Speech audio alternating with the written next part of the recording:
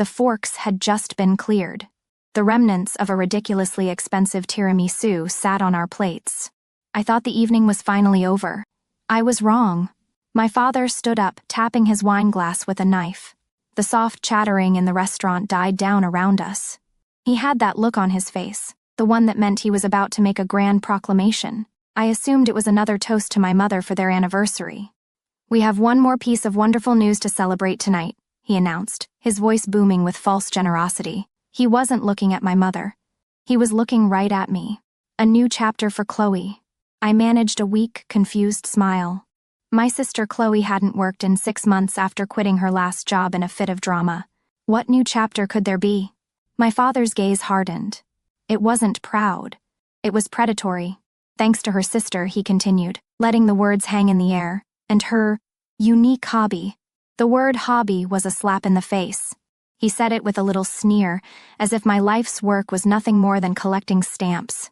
A cold dread, sharp and familiar, began to crawl up my spine. That was Chloe's cue. She slid a thick, glossy real estate brochure across the white tablecloth. It landed right in front of my plate. On the cover, a sprawling suburban mansion with a perfect green lawn. "Isn't it perfect?"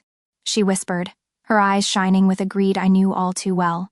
I stared at the picture, my mind refusing to connect the dots. My father's voice shattered my confusion. "We had the collection appraised," he said, his tone casual, like he was discussing the weather. "It's valued at just over 1.5 million. The air in the room became thin. I couldn't breathe. "More than enough to buy this house outright for your sister," he declared. "To give her the stability she deserves." My collection. He was talking about my cars.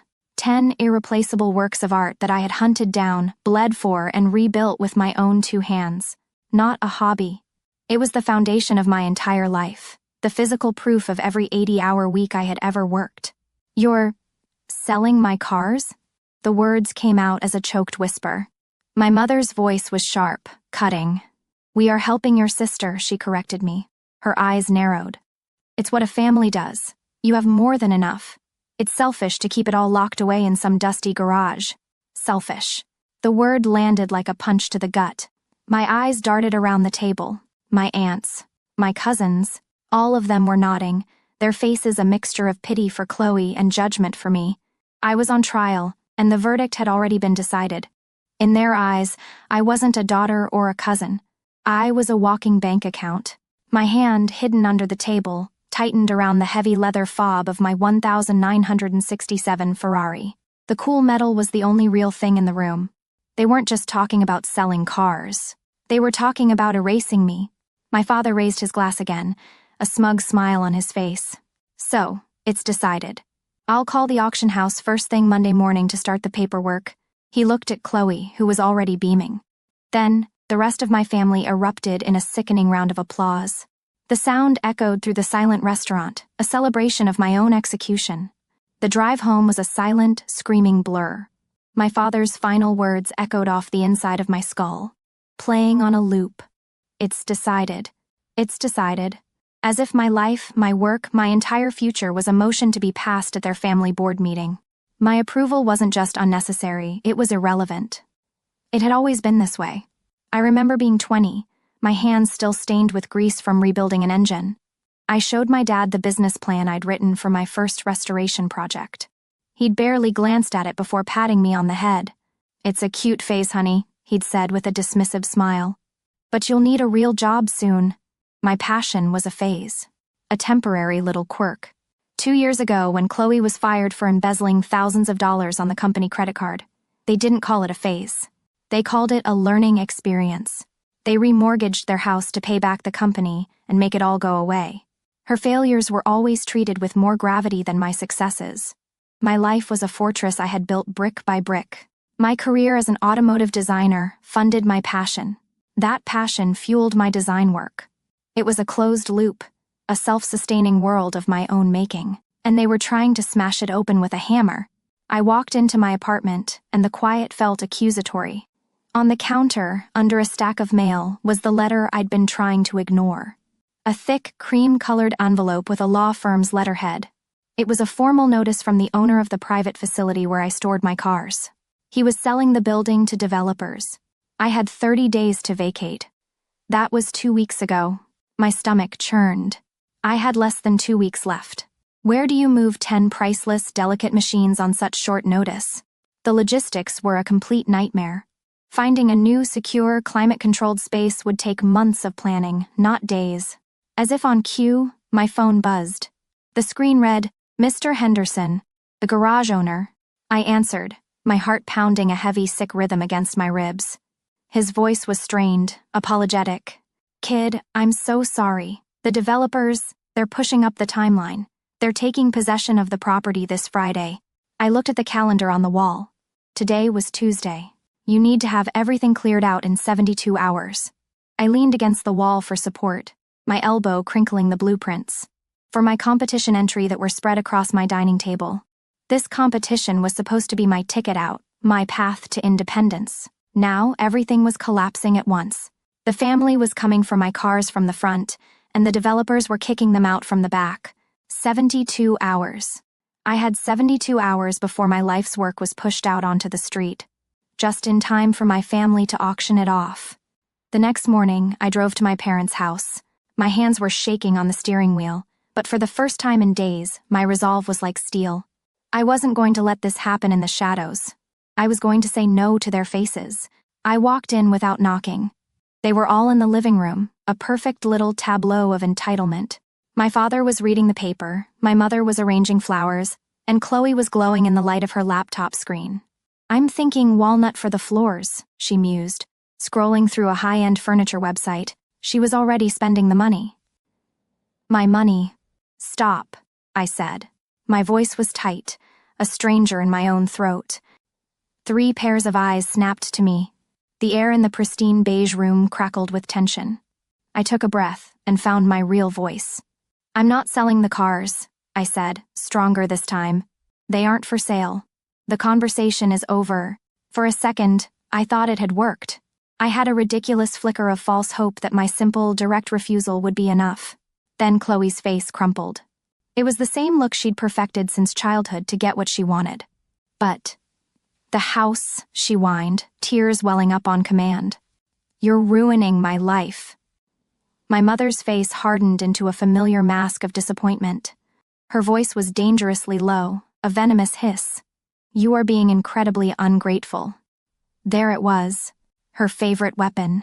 "After everything we've done for you," she continued. "We supported your little car obsession. And now, when your family needs you, you hoard your wealth like a dragon." My father folded his newspaper with a loud, deliberate rustle. He stood up and walked over to me. He didn't say a word. He just shoved a folded piece of paper into my hand. I opened it. It was a printed list of high-end auction houses. Phone numbers were circled. Contacts were highlighted.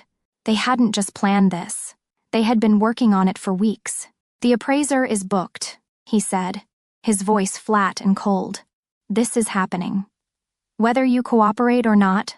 I felt my phone vibrate in my pocket, but I ignored it. I was trapped. Arguing with them was like punching water. They didn't hear my words. They only heard an inconvenient obstacle.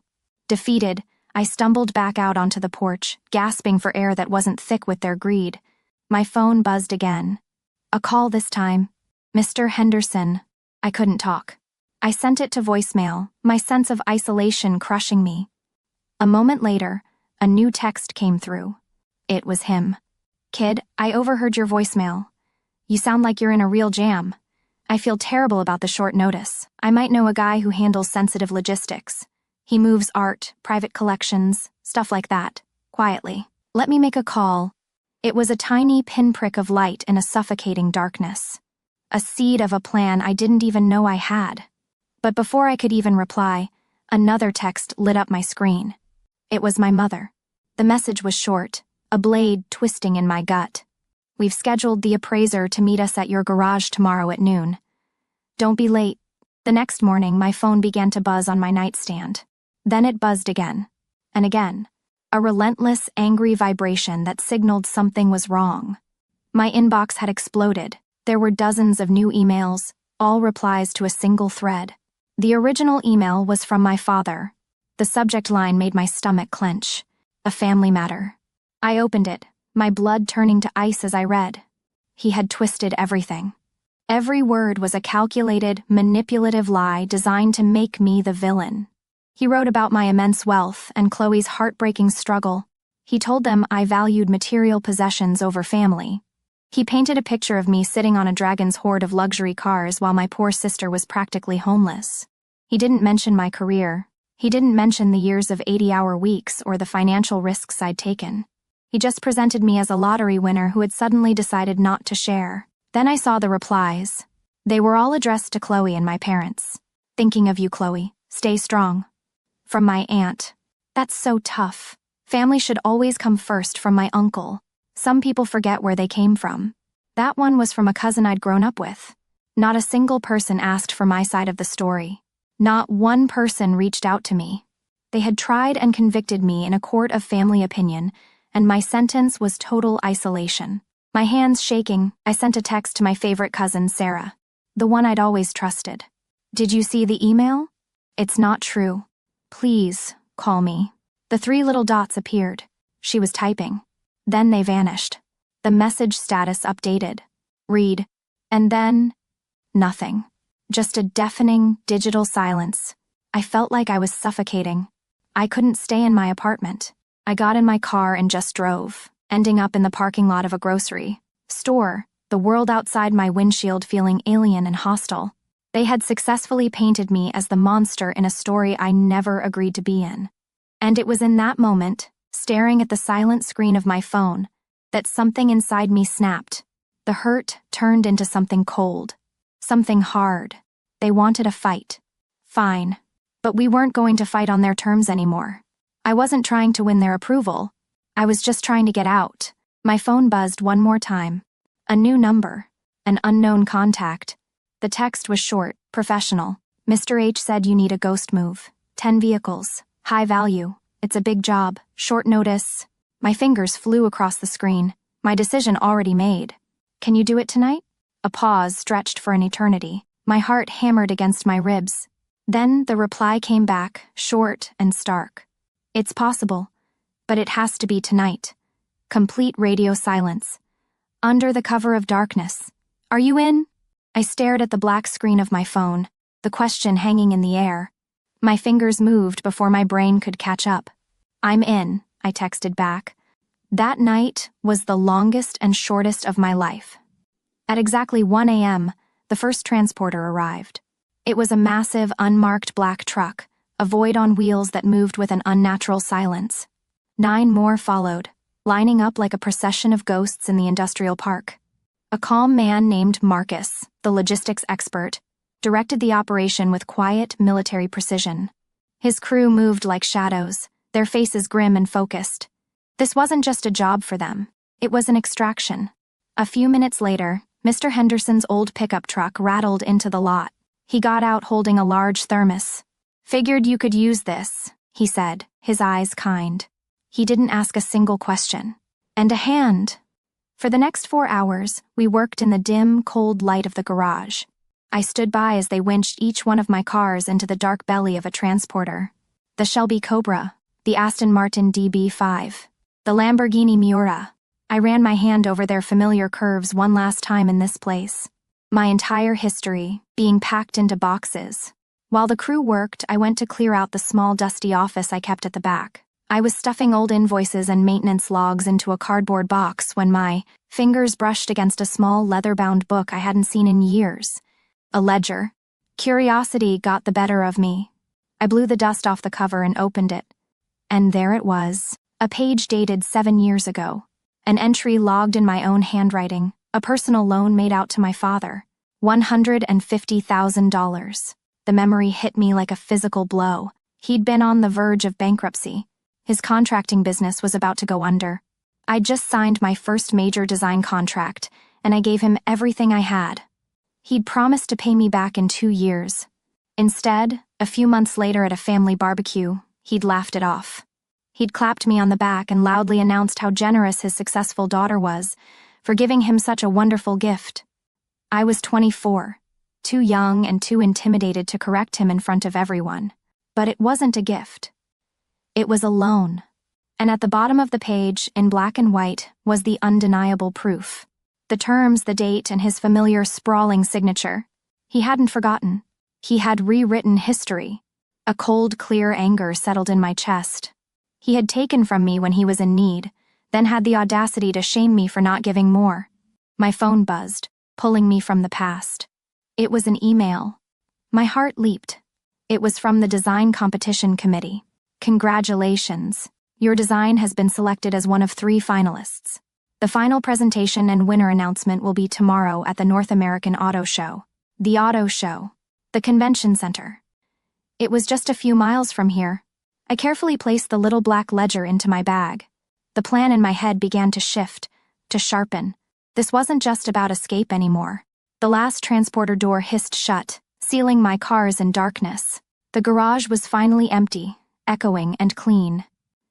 Through the open bay door, I could see the first hint of dawn breaking. My entire life had changed in one night.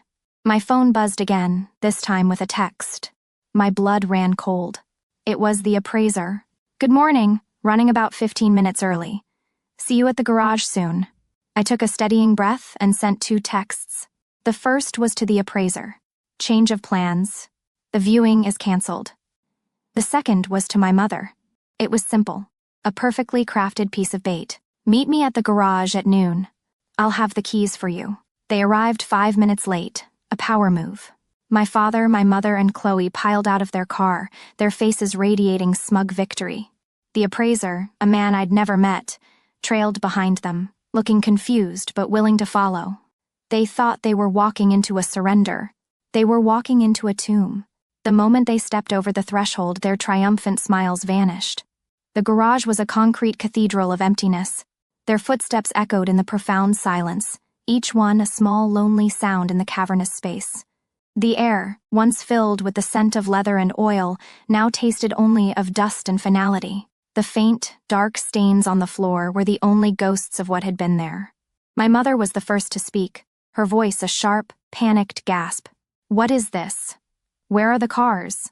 Chloe's face, which had been glowing with the thought of her new mansion, was now a mask of disbelief.